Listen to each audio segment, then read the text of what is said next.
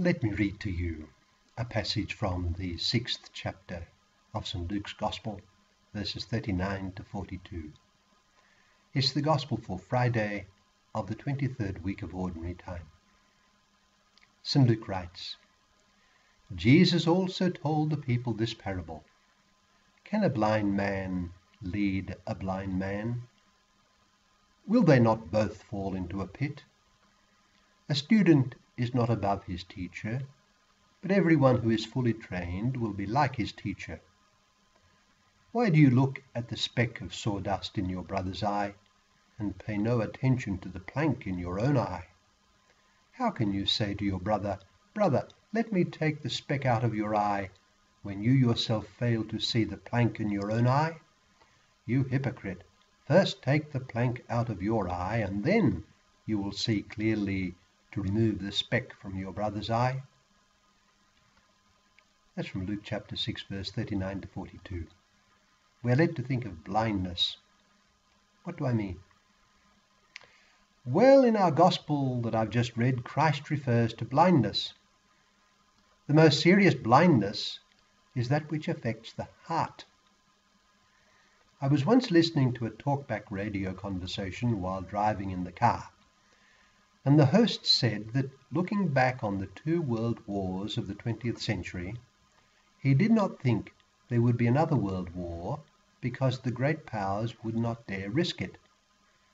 Well, let us remember that the First World War was triggered by a seemingly minor event, a single assassination. Like a line of powder that has been lit, one by one those in the drama were sucked into the flame, which then exploded in a worldwide conflagration. There never seems to be an end to wars, be they local, regional, or international. But where do they start? I mentioned the beginning of the First World War. It started with an archduke being shot in his carriage by a bystander. And where did that begin? It began in the mind and heart of the assassin. The fundamental problem of the world is the heart of man. It can become culpably blind. John Henry Newman published his Apologia in 1864. A particularly poignant page of the work was his description of the spectacle of the world. It was, he wrote, using the words of the prophet Jeremiah, a sight of woe upon woe, such that were it not for the sure witness to a personal God, given by the dictate of his conscience, he would be a pantheist or an atheist or an agnostic. But as already asked, wherein is to be found the cause of all this woe? Divine revelation has informed us that death and all that leads to it has its origin in an original sin of man. That original sin began in the heart of the first human couple, and, deliberately committed, it made them culpably blind. Consider the origin of it. We read that the serpent said to the woman, "You will certainly not die. God knows well that the moment you eat of it, your eyes will be opened and you will be like gods." Genesis chapter 3, verse 4. This proposition the woman accepted in her heart, and the deed was then done. She knowingly wished to be independent of the one on whom she completely depended. The woman saw that the tree was good for food, we read, pleasing to the eyes and desirable for gaining wisdom. Chapter 3, verse 6. Thus she would be like gods, who know what is good and what is bad. Verse 5. The man then joined her in the rebellion. They would decide for themselves what is good and what is bad. They of themselves would possess all wisdom. This action, born of the thoughts of the heart, affected the world catastrophically and brought doom upon doom.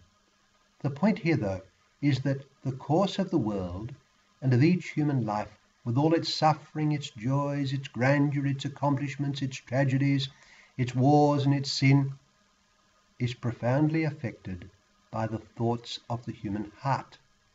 It is the human heart that constitutes the true battleground, or, to borrow a notorious word from Islam, the true jihad.